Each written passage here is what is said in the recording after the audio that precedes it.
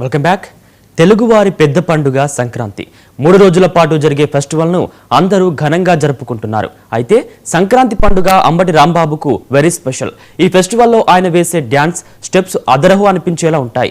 ఈసారి కూడా గుంటూరు జిల్లాలోని వైసీపీ ఆఫీస్లో మాజీ మంత్రి అంబటి రాంబాబు చేసిన సందడి అంతా ఇంతా కాదు. ఆయన అదిరిపోయే విధంగా డ్యాన్సులు వేశారు. భోగి మంటల చుట్టూ తిరుగుతూ అందరినీ ఉత్సాహపరుస్తూ స్టెప్పులు వేశారు. ఓ సినిమా సాంగ్కు మైండ్ బ్లాక్ అయ్యే విధంగా డ్యాన్స్ చేసి అదరగొట్టారు.